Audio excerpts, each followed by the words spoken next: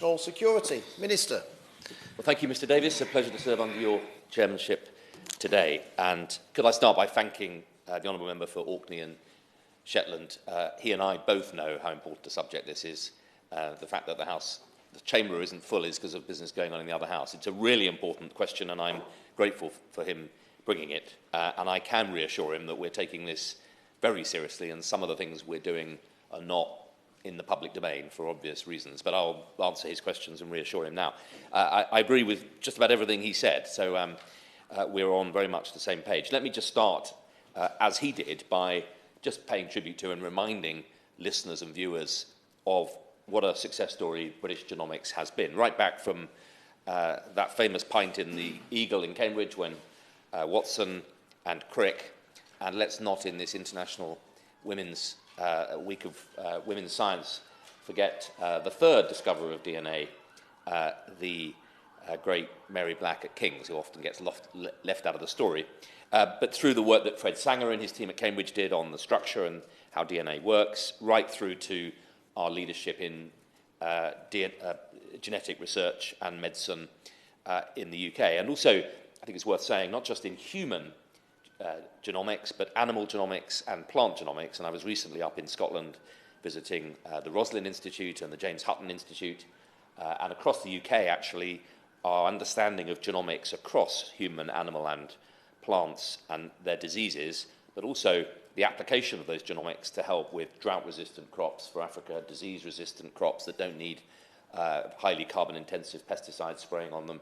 This is underpinning technology that is fundamental to net zero, global sustainability, allowing agriculture in sub-Saharan Africa, and improving nutrition and health around the world. So these are, the front end now is, yes, cancer, rare disease, but it's a revolution in technology that actually drive the sustainability and prosperity around the world over this next decades. And I'm delighted to be responding, not least because it was me as Minister for Life Science back in the coalition that had the great privilege of setting up Genomics England, our first big move to capture our leadership in this global race. And to remind the House, we set up Genomics England very, very carefully as a reference library, not a lending library. 100,000 NHS volunteers, patients, shared, offered to be sequenced, so the entire genome, not just the SNP, as they're called, the little bit of a data segment, DNA segment that we know is implicated in disease,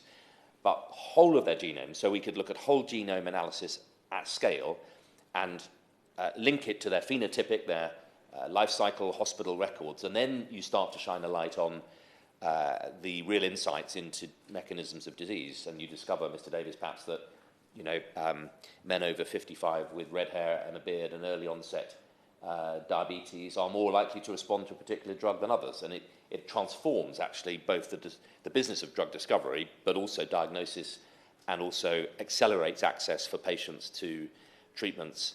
And so we focused GEL originally around cancer and rare disease, which is where the appliance of that genomics is most urgent and transformational. But we were very clear it was never going to be a lending library. So nobody would ever have access to an individual patient genome or an individual patient record.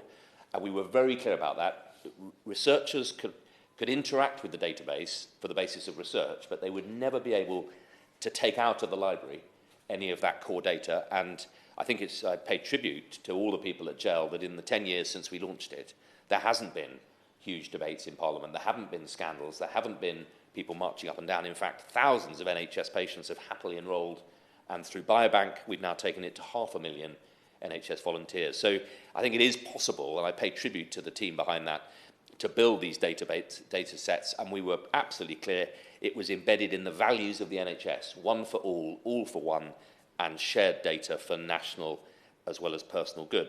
And alongside GEL, we have the UK Biobank, the NIHR Bioresource, and now Our Future Health, which is looking at longitudinal data sets. So we haven't just done the deep science, we're building an ecosystem of genomically informed medical research and medicine in the NHS. And I was particularly proud that when we launched this, we did launch the Genomics Medicine Service. So it wasn't just science, it's research to drive better medicine in the NHS and around the NHS, around the country. There are now genomic medicine clinics accelerating access for both researchers and patients. And the Honourable Member is right, as was our Honourable friend, the member for Strangford. We're in a global race in so many of these technologies, particularly in genomics, and that's why in my recent speeches setting out what we mean by science superpower, it's not just a glib phrase, I define it as, firstly, yes, world-class science, with two of the world's top 3 universities. We are a world-class research centre, but it's not just that. To be a superpower, I'm arguing that we need to, 2, go out and actually solve some of the problems in the world, not just study them.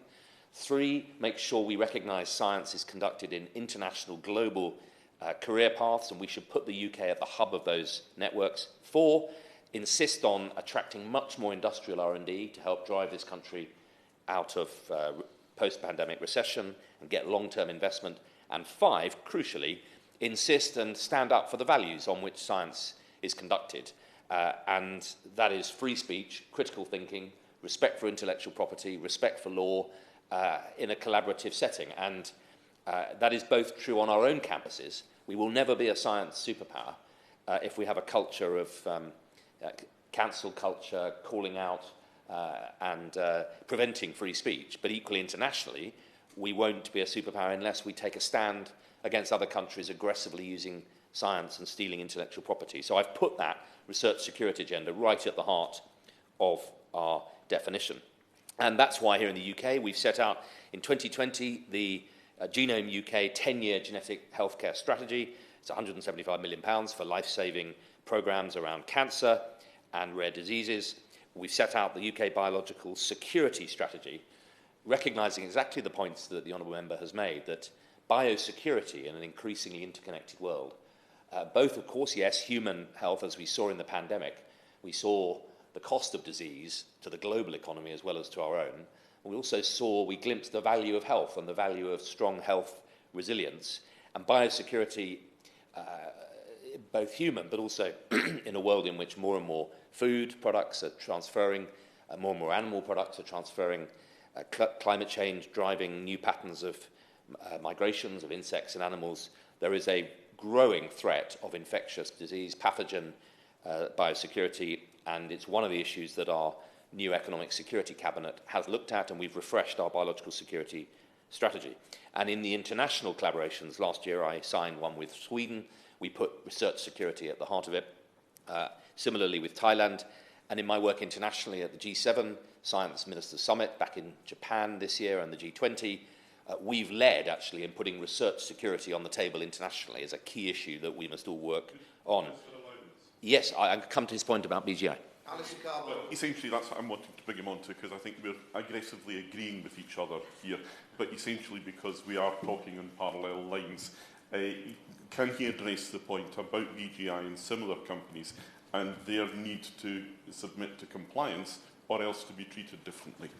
Minister. Yes, absolutely. It's as if he's read my notes. And here in the UK, we are toughening up our regime.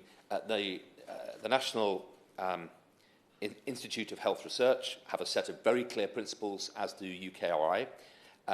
We set up here RCAT, which is the new system for supporting all of our researchers across the UK ecosystem with advice and support, and as we insist that they exercise due diligence as they sign a collaboration with the South China Sea Research Collaboration Company.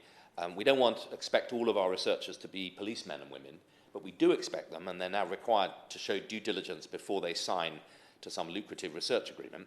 And we've set up RCAT as a specialist advisory group in the Cabinet Office connected to our intelligence agencies so that they can quickly check whether this is indeed a benign or hostile or dangerous partner. And that system, I have to say, is working well. We set it up a year ago. There's a team now in the Cabinet Office. 350 queries have been handled, and in fact we're getting visits internationally from people congratulating us on getting this right. There's a lot more still to do. And just to reassure the Honourable Gentleman, we have an Economic Security Cabinet, which I joined 3 weeks ago, at which we're looking much more strategically and in granular detail across exposures in the UK economy to hostile actors, in everything from genomics and the biosecurity piece, as I've discussed, but also semiconductors, space, cybersecurity, the whole piece, because we are in now a global race, and it's not just a race from our benign competitors. There are also hostile actors who want to both use science and technology to hold us back and to undermine us, or steal our science and technology for their own use.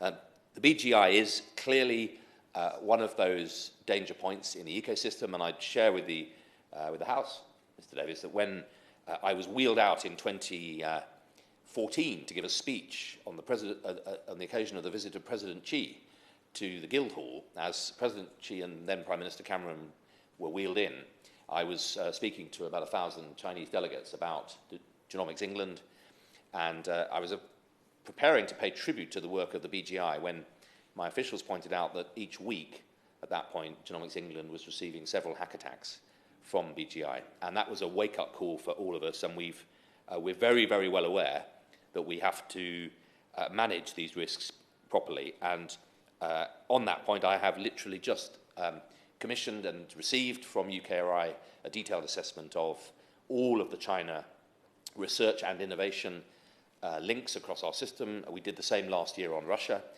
and I've passed that through to my right honourable friend, the Security Minister, and he and I and our officials are shortly to go through it in detail, in particular looking at some of those actors like the BGI who we know are quite aggressive in terms of international acquisition of intellectual property.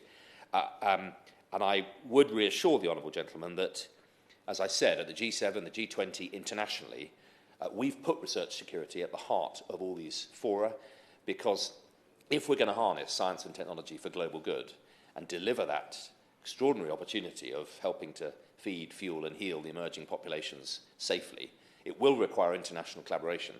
But we have to make sure that we are defending the values of good and open science and defending the value of our own economic security. And getting that balance right, we don't only want to do research with our strong strategic military partners, but we do want to defend the values. He made a very interesting point about critical national infrastructure, which I will pick up in the Economic Security Cabinet. It's a point I've actually raised in connection with another bit of our science infrastructure. And all of us recognise that the threats now mean that we need to slightly think about the value of other infrastructure. So I will come back to him on that. And he makes a really important broader point about how government handles data. And I think it's fair to say the pandemic revealed kind of best and worst, in a way. The way the NHS put together the world's biggest clinical trial, not just bigger than the rest, bigger than the next one, bigger than the next 10, and faster than any of them. An incredible operation embedded in the values of the NHS that worked brilliantly, but equally some of the testing data feedback from different towns and regions, the clunkiness of some of that held back some of the decisions. So I think in the COVID review, the role of data will be highlighted rightly. I'm very grateful to him bringing this, and I will come back to him on the CNI point and look forward to pursuing this with him in future. The question is that this House is considered genomics and national security. As many as that, that's when you say aye. Aye.